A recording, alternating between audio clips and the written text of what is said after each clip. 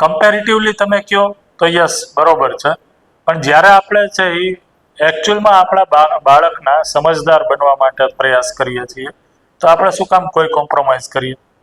કારણ કે ટીવીમાં છે એ હવે કોઈ, ધારો કે એડવર્ટાઇઝમેન્ટ છે બ્રેક વચ્ચે, તો તમે એડવર્ટાઇઝમેન્ટનું સ્વરૂપ જોવો તો કામ વાસનાને ઉત્તેજવાનું જ છે. તમે હવે જુઓ તો બાળકોને સીધા સેન્ટરમાં રાખીને બે બાળકો જેને પ્રેમ એટલે શું, સેક્સ એટલે શું એ ખબર નથી, એમના વચ્ચે પ્રેમ સંબંધ દેખાડે છે એવડી ઉંમર. એનાથી શું જવાનો છે મેસેજ? રાઈટ? અને એ બધા પાત્રો છે એ પ્રચલિત થઈ જાય છે. તો બાળકોને આપણે કોઈ ઇમેજનરી વર્લ્ડમાં, એટલા માટે તમે જુઓ તો અમે જો અત્યારે તમે હમણાં રિસર્ચ જોશો તો પ્યુબર્ટીની એજ, પ્યુબર્ટી એટલે કહેવાય ગુજરાતીમાં કિશોરાવસ્થા, ટીનેજ કહીએ કે શું એક્ઝેક્ટ ઇંગ્લિશ? તરુણ અવસ્થા એટલે તો ટીનેજ, પણ હું આ પ્યુબર્ટી એટલે એ ઉંમર કહું છું કે જ્યારથી બાળક, એ સ્ત્રી હોય કે પુરુષ, એની અંદર છે એ પોતાના જે જનનાંગો છે એના પ્રત્યે જાગૃતિ, એના પ્રત્યે અવેરનેસ અને કામની ઈચ્છા છે એ થવા માંડે છે, કામેચ્છા. એને પ્યુબર્ટીની એજ કહેવાય, ટીનેજમાં જ આવે છે.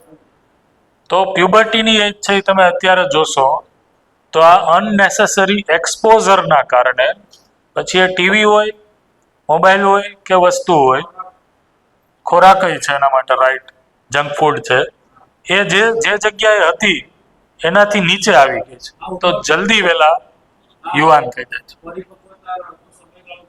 વધી ગયું. હા, ઓલ ઓવર જે સમય છે એ ઘટ્યો છે.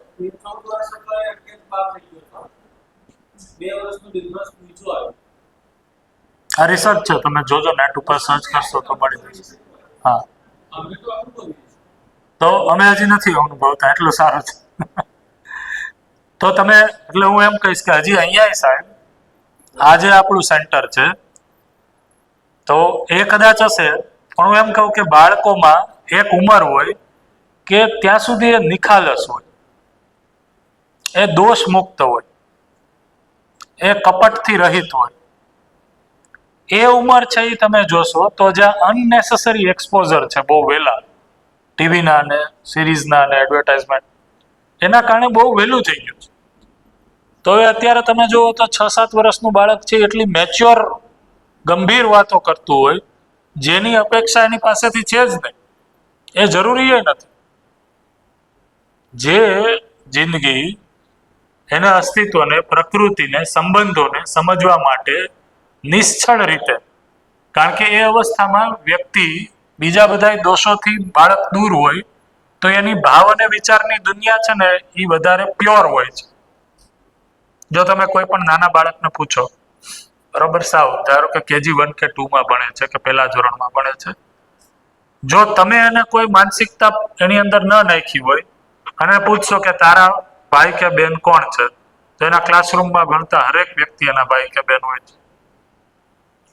એ તો પછી આપણે શીખવાડીએ છીએ કે આ સગા ભાઈ છે, આ છે પિતરાઈ છે, આ ભાઈ નથી આપણા. ભાવના રૂપમાં એ સૌથી, એટલા માટે બાળકને છે એ પ્રકૃતિનું સ્વરૂપ કીધું, ઈશ્વરનું રૂપ કીધું, ભગવાનનું રૂપ કીધું. શું કામ? કારણ કે એ પ્રાકૃતિક રીતે છે, એ પ્રકૃતિથી સૌથી નજીક છે. ભલે એની પાસે ભાષા નથી, ભાવના સ્વરૂપમાં એ પ્યોર છે. તો આપણે મમતાની વાત કરતા હતા, તો અત્યારે આપણે જે રીતના મમતાનું પ્રકટન કરીએ છીએ એના કારણે શરીર ઉપર ચરબી વધે છે. તો અત્યારે જો તમે શહેરોમાં જોશો બેન, તો શહેરોમાં બાળકોની અંદર ઓબેસિટી, મેદસ્વીતા એક મેજર પ્રોબ્લેમ છે, રોગ તરીકે મેજર. પહેલું કારણ જંક ફૂડ, બરોબર, અને બીજું કારણ છે અતિશય મમતા. હા, અને આ બધા ફૂડ છે એ એડલ્ટરેટ મળે છે, બરોબર, વિષયુક્ત જ છે બધા, પ્યોર તો છે ને. તો એના કારણે મમતા છે એ ચરબી સ્વરૂપે, ચરબીના થર સ્વરૂપે શરીર ઉપર જોવા મળે છે. તો મમતા આ નથી. મમતા એટલે શરીરનું પોષણ થાય એવો આહાર, રાઈટ? તો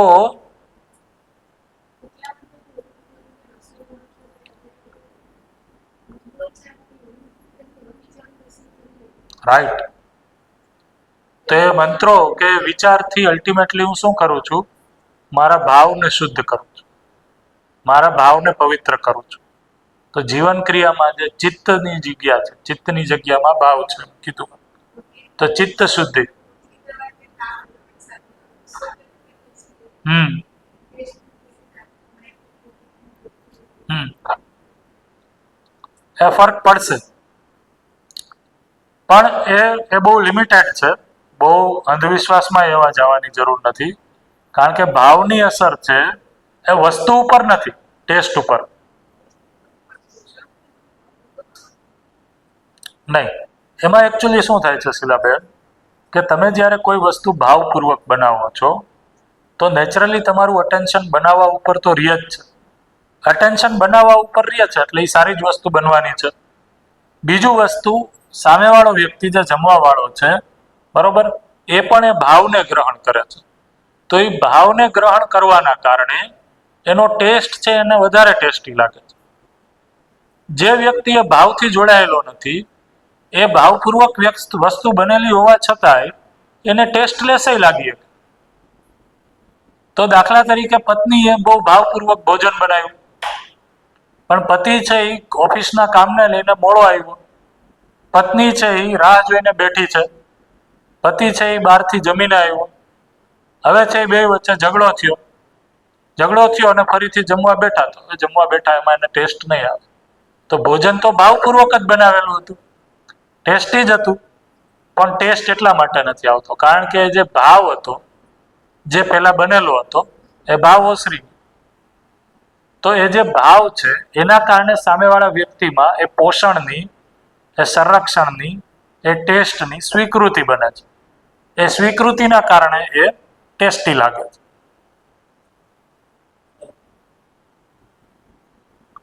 બ્રેક થયો? હા, તો આવું છે. એટલે કોઈ અંધવિશ્વાસમાં આપણે ન જઈએ કે મેં ભાવથી ભોજન બનાવ્યું અને એ ભોજનનો ટેસ્ટ બદલી ગયો, એવું નથી.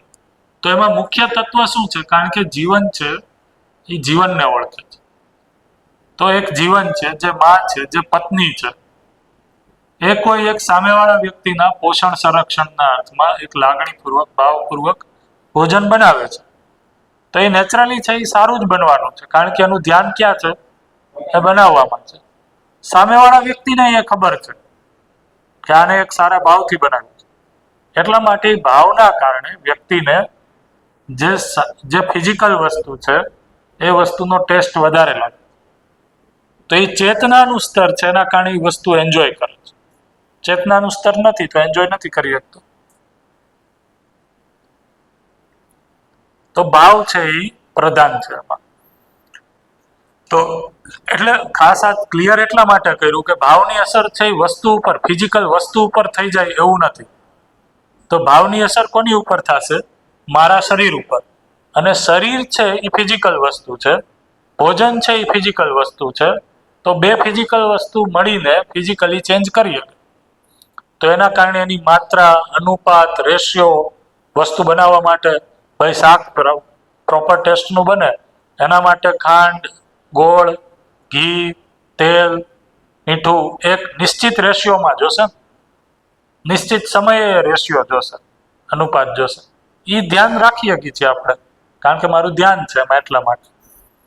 તો ભાવથી પેલું તેલ છે એ સારું ઉકળી ગયું એવું નથી.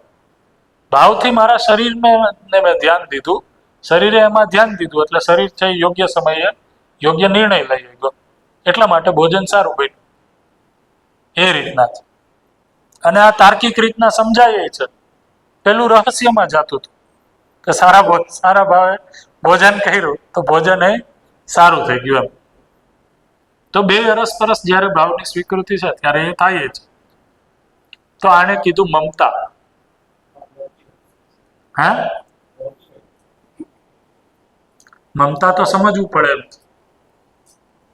કારણ કે એનો મિસયુઝ વધારે થયો છે. બરોબર. તો જે મેં કીધું ને કે બાળક છે નાનું છે ત્યારે તો તમે એને પોષણ સંરક્ષણ કરો, કારણ કે એ અજ્ઞાત છે પોતાના શરીર પ્રત્યે. પણ ધીમે ધીમે એને પોતાને જિમ્મેદાર બનાવવું પડશે ને કે આ તારા શરીર માટે સારું છે, ખા, આ જ બન્યું છે. તો એ મમતા જ છે, એ ક્રોધ નથી. જ્યારે આપણે સ્નેહપૂર્વક એ કહીએ છીએ કે આ પોષણના અર્થમાં છે, આ ખાવાનું છે, આ ઘરે ના, મારા બાળકો માટે તો ઘરનું અલગ બને, પત્ની પતિ માટે અલગ બને, વૃદ્ધો માટે અલગ બને. પછી કે હું કામ કરીને મરી જાઉં છું, તો મરી જ જાય. ઘરને હોટલ બનાવી દીધું, બધાના મેનુ અલગ છે. એટલે ગામડે તો ઓછી સ્થિતિ ખરાબ છે, હું જોઉં છું એ પ્રમાણે આપણા જેવા નગરોમાં.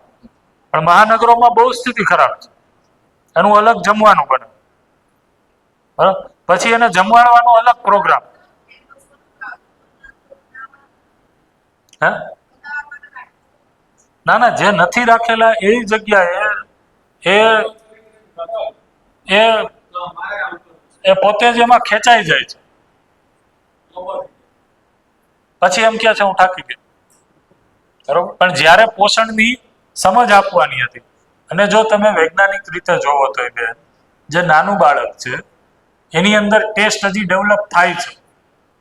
જો તમે ત્યારે એને બધા જ પ્રકારના ટેસ્ટનું આસ્વાદન કરાવી દો કે આ તારા શરીર માટે યોગ્ય છે, ખા, તો એ બધા જ પ્રકારના ટેસ્ટને સ્વીકાર કરતું થઈ જશે. તો આપણે ઉલટું કરીએ છીએ પોષણ સંરક્ષણમાં. શું? નાનું હોય ત્યારે મોહવશ પૂછવાની જરૂર નથી શું ખાવાનું છે, ત્યારે પૂછીએ છીએ શું ખાવું છે, તરજી ખાવું હોય બનાવી દો, તને ગમતું હોય બનાવી દો. પછી મોટું થાય ત્યારે પૂછવાની જરૂર છે, કારણ કે હવે એ સમજુ થઈ ગયો ને. ત્યારે નહીં પૂછે, આજ બનાવ્યું છે ખાઈ,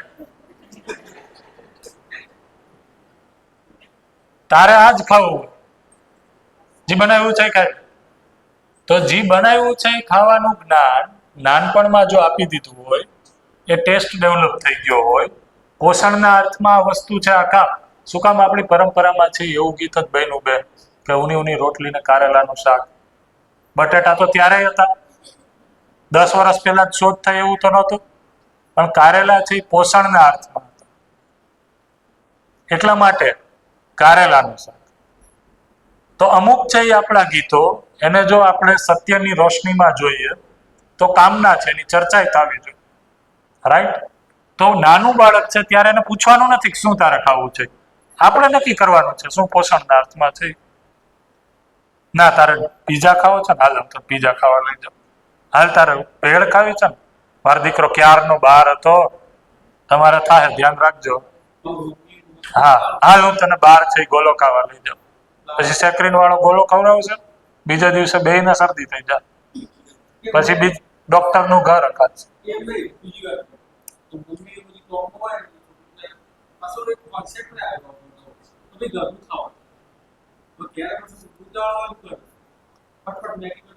હા હા, ઇન્સ્ટન્ટ ખાવાની બધી જ ઇન્સ્ટન્ટ નો કોન્સેપ્ટ એટલે જ આવ્યો. તમે કીધું એમ મેગી તરત જ બની જાય, પાસ્તા તરત જ બની જાય, બરાબર. તો ઇન્સ્ટન્ટ એના આપણું કામ હતું, આપણાને સુખ સાથે કનેક્ટ કર્યું. હા, બધું બની જાય.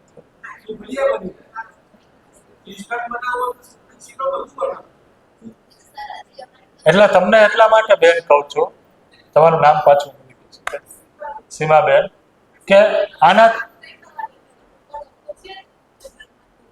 બહુ સરસ, ગુડ. હા, નહીતર તમારી સાથે આ હાદસો થઈ શકશે, એટલા માટે હું કહું.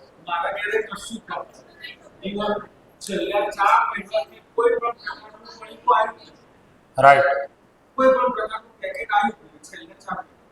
બહુ જ સરસ. એટલે તો હું કહું છું કે નાના સેન્ટરમાં હજી સિચ્યુએશન ઘણી સારી કંટ્રોલમાં છે.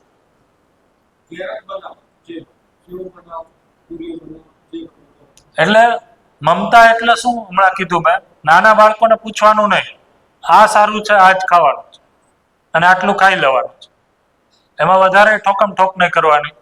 એના શરીરને અત્યારે એક જ રોટલી ઠીક છે. યસ. મમતા ધોવાઈ જાય ને. હમ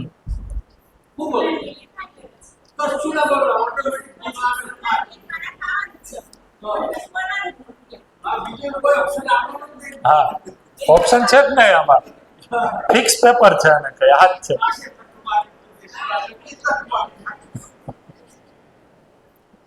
તો ફરીથી આપણે ચર્ચા અહીં આવી જાય. કેટલી વાર છે હવે? તો મમતાનો અર્થ શું છે? બધા ધ્યાનથી સાંભળે. પાછી બધી માતાઓ પાછી અહીંયા આવી જાય. તો ઉંમર પ્રમાણે એની સાથે ન્યાય કરવો એ મમતા છે. ઉંમર નાની છે એ પોતાના શરીરના સારા માટે શું યોગ્ય છે ખરાબ છે એ નથી વિચારી શકતું. તો એ વિચારવાનું કોણ કામ કરશે? માં. તો આ યોગ્ય છે, આ જ ખાવાનું છે, એના માટે ધીમે ધીમે સ્નેહપૂર્વક ધીરતા રાખવી પડશે. એક દિવસ ન ખાય તો, એકટાણું ન ખાય તો અહીંયા ધીરતા. તો એ રીતના છે એને યોગ્ય શું છે એ જ ખવડાવવું. સેજ મોટું થાય એની સાથે સંવાદ કરવો કે આ ખાવાથી છે તારા શરીરનું પોષણ થાય છે, આ થાય છે, આમાં આ મળે છે. જો બેન આવડી થઈ, જો ભાઈ આવો થયો, બધા છોકરાનું મોટું થવું જ હોય, તો આ ખાઈશ તો મોટો થાઈશ. એ રીતના ધીમે ધીમે એની રુચિઓને નિયંત્રિત કરવાની કામ છે. એને કીધું મમતા. એક સમય પછી એ સમજ સાથે થઈ જાય છે, એટલે પછી 12-15 વર્ષ પછી એને કેવું નથી પડતું કે હવે જમી લે. જો આપણે એ કામ અર્લી એજમાં નથી કર્યું તો માં છે એ 50 વર્ષનો દીકરો થાય. હજી મારો દીકરો જો જમતો નથી, થાય છે ને.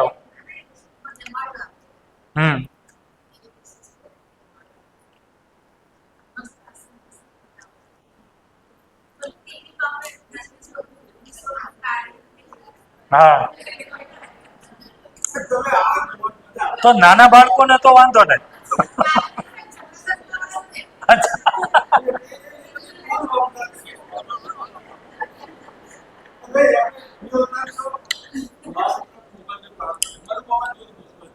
નહીં તો હું એમાં એ કહેતો હતો સાહેબ કે મમતા નથી, એ મમતાનું શોષણ છે.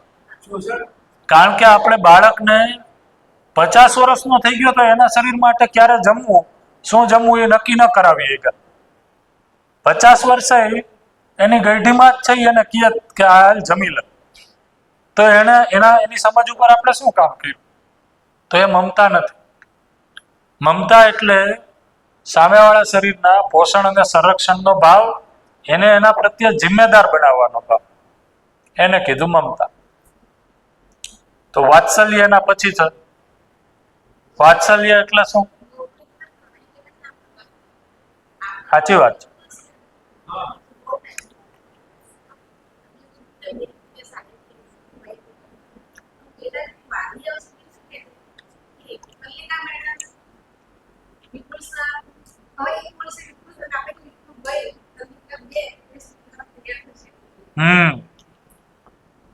એના માટે છે તમારો પ્રશ્ન એકદમ વ્યાજબી છે. એના માટે છે તમારે પહેલા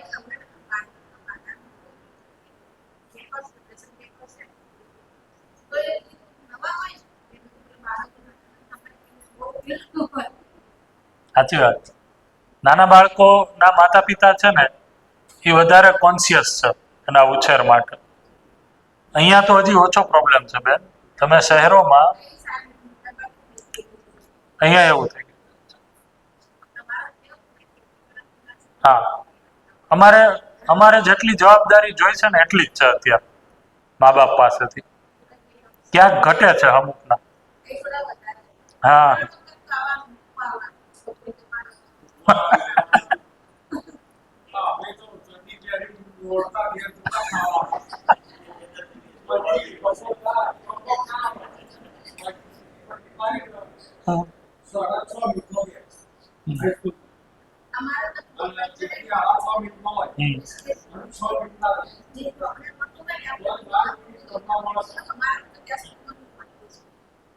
રાઈટ.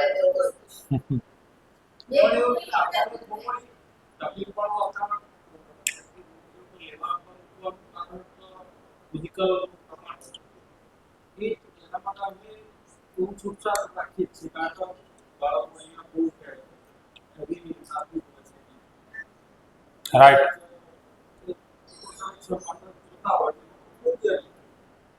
રાઈટ.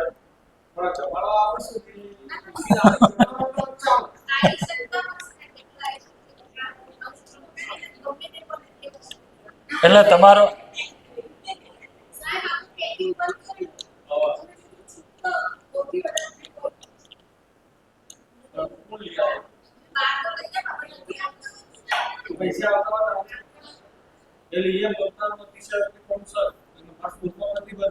નહીં, એને હું એમ કહું છું સાહેબ કે તમે એને મમતા કહેવાનું બંધ જ કરી દો. એમાં પોષણ ક્યાં થાય છે? એ પેકેટ ખાય છે એનાથી પોષણ થાય છે?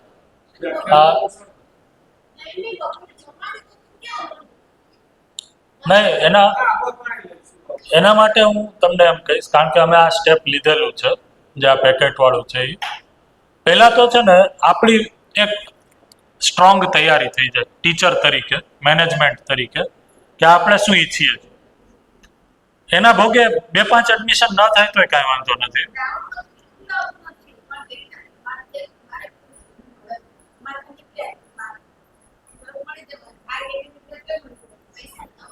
ના ના ના, સાંભળો.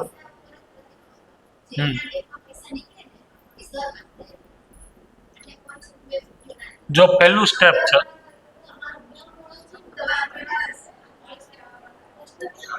નહીં અપડાઉન વાળા છે અમારે.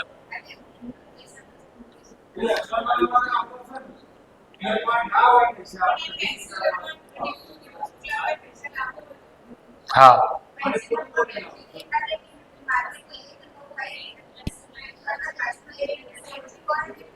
એટલા માટે તો આ કન્ટેન્ટ છે. આને આપણે સ્ટેપ બાય સ્ટેપ દેવો પડશે ને બાળકોને.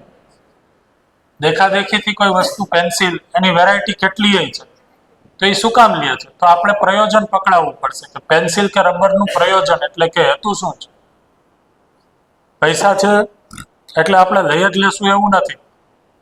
તો અમે આના ઉપરથી અમે 2 જ મિનિટની વાત કરી દઉં, પછી બ્રેક લઈએ આપણે.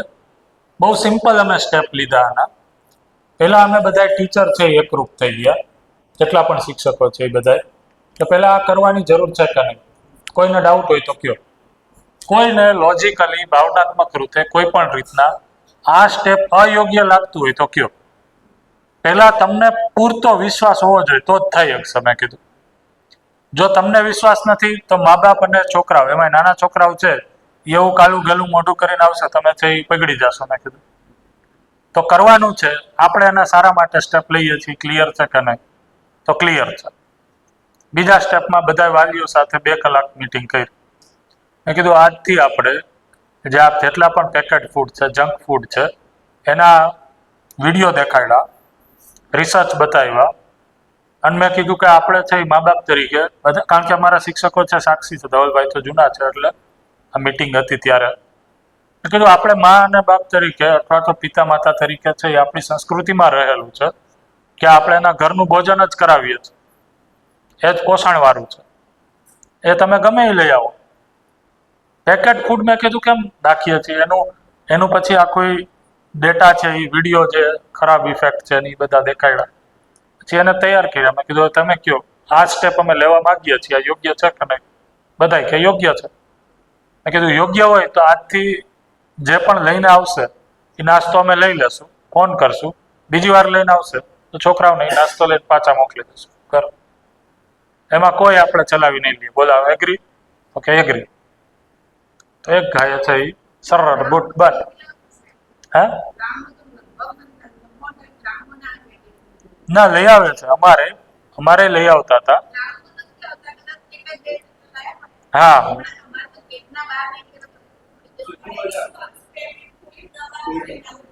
હા, એવું બધું અમારે થતું હતું. બધા એનું સમાધાન કરી નાખ્યું. કોઈ પેકેટ ખોલીને ન લઈ આવે એવું કરી નાખ્યું.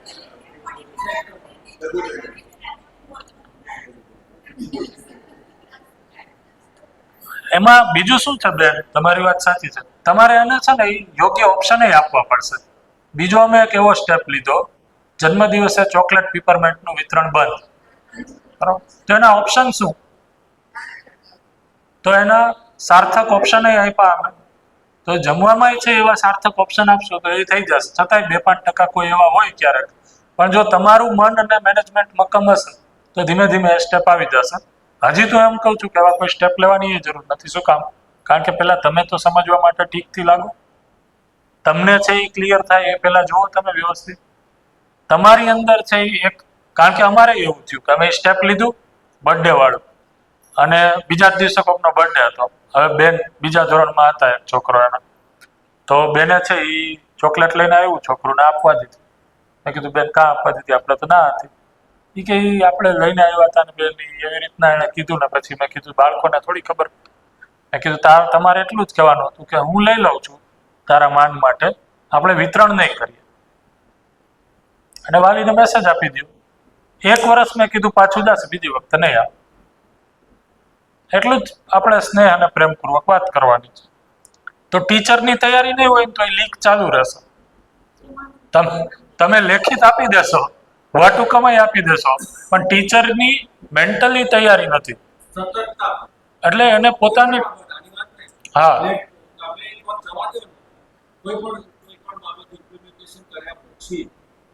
હા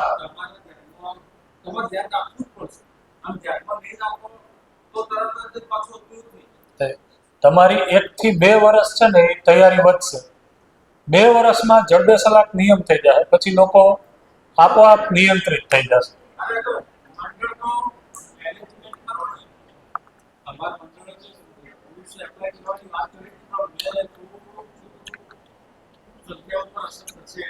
નહીં, હજી નિર્ણય લ્યો, હજી આને સમજો. ધવલભાઈ, ધવલભાઈ